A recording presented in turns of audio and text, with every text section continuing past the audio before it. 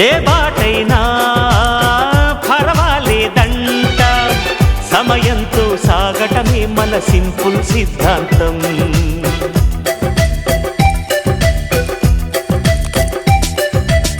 చిరుగాలికి పరిమళమిచ్చే సిరిమల్లెల వనమై ఉందాం, గగనాన్ని నేలను కలిపే హరివిల్లుల బంతెన అవుదాం. ఆనందం అంటే అర్థం మనమందా, ప్రతి పూట పాటై సాగే హుషారు సరిగమలో. ఎన్నో ఎన్నో రాగాలుండే సంగీతం కాదా, చల్లకి నవ్వుల కేరింత.